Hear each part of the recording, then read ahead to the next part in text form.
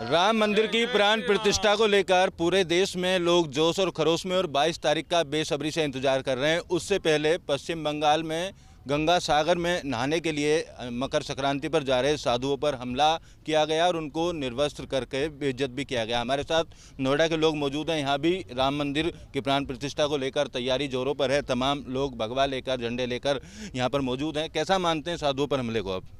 देखिए, ये तो बहुत ही गलत है। इसको मानना क्या है, ये सबको पता है गलत है। बेचारे साधु संतों को परेशान करना, ये तो बंगाल की पहले से ही परंपरा रही है और उनको बिल्कुल शर्म नहीं है। उनको तो हिंदू जाति से ही आप जानते ही हो कि उनको बहुत एलर्जी है।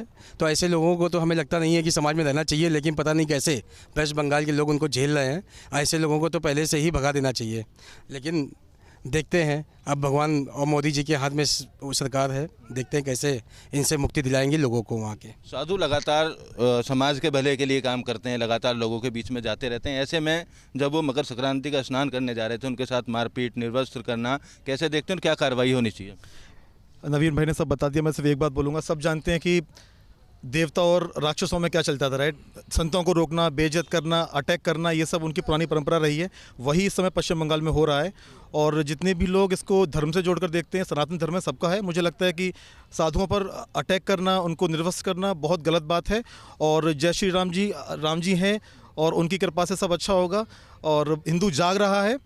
पूरी उम्मीद है कि जितने भी लोग भटके हुए हैं वो भी सब रास्ते पे आ जाएंगे। जय श्री राम। महाराष्ट्र में भी इसी तरीके की तस्वीर पहले सामने आई थी, पलधर में कुछ दिन पहले। तो कैसे देखते हैं आप इन तस्वीरों को? भाई साहब, मोदी जी हिंदुस्तान के गौरव को वापस लाने की कोशिश कर रहे हैं। हिंदुओं में जागरण की काफ़ी संख्या में उन्नति हुई है। और मैं तो सिर्फ ये कहूँगा, बंगाल में जो आज की तारीख में ये घटना हुई है, बड़े शर्म की बात है। बंगाल सरकार को तुरंत इस्तीफ़ा दे देना चाहिए या मोदी जी को तुरंत राष्ट्रपति शासन लगाकर वहाँ पर अमन चैन स्थापित करना चाहिए। कुछ सरकारों की ये फैशन हो गई है और ऐसे कुछ विपक्षी पार्टियां, खास करके वेस्ट बंगाल में जो चीज़ें हो रही हैं, जब से ममता बनर्जी आई हैं तब से वहाँ पर साधुओं पर, हिंदुओं पर लगातार अत्याचार हो रहे हैं। पहले भी यूपी में, हम लोग यूपी में है, यूपी में जब मुलायम सिंह जी की सरकार थी तब यहाँ पे क्या क्या हुआ हम सब लोग जानते हैं।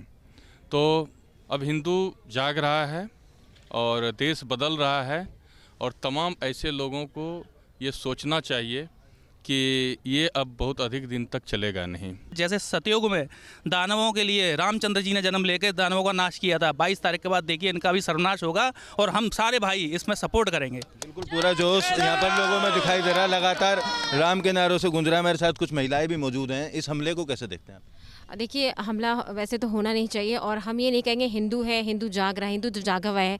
लेकिन सरकार अब चाहे वो कहीं की सरकार हो, वो चाहती है देश का विकास। तो देश का विकास करना चाहिए, ना कि राजनीति करनी चाहिए। अगर साधुओं पे हमला हुआ है और साधु इस तरह से जा रहे हैं तो लगता है ममता बनर्जी को भी उनके ऊपर कार्रवाई करना चाहिए। और राम मंदिर बन रहा है और राम जी तो आ ही गए हैं, तो राम जी अपने आप ही सबका विनाश कर ही देंगे कहीं ना। बिल्कुल सबका विनाश करेंगे। आप क्या कहना चाहेंगे? आपने पूरा प्रकरण देखा होगा, अभी बात भी कर रहे हैं हम लोग। साधुओं पर हमला कितना सही मानते हैं? साधुओं को तो लोग पता नहीं कंकड़ पत्थर भी नहीं समझते हैं।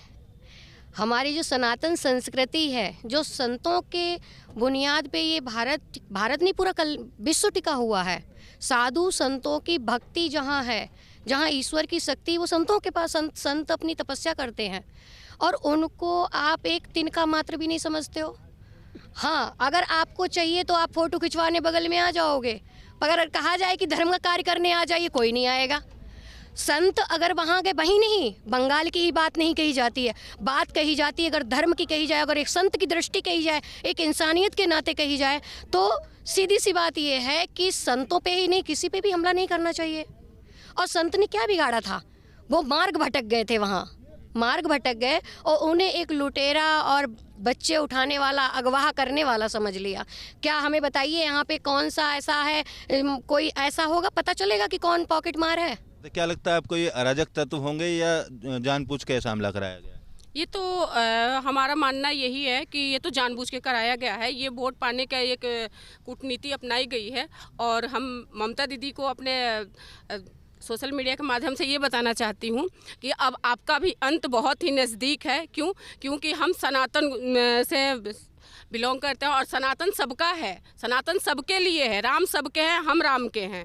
तो मैं इसी के साथ कहती हूँ कि जो भी राम के लिए बुरा चाहेगा उसका हमेशा बुरा होता आया है और आगे भी होता आएगा। जय श्री राम। जय श्री राम। अब राम मंदिर में ज़्यादा दिन नहीं है प्राण प्रतिष्ठा में, तो क्या लगता है इसकी जलन को लेकर इस तरीके के हमले हो रहे हैं? मैं तो बस इतना कहना चाहूँगी, हर हिंदू को, पिछली बार कुछ साल पहले परशुराम जी ने जन्म लिया था, सर्वनाश कर दिया।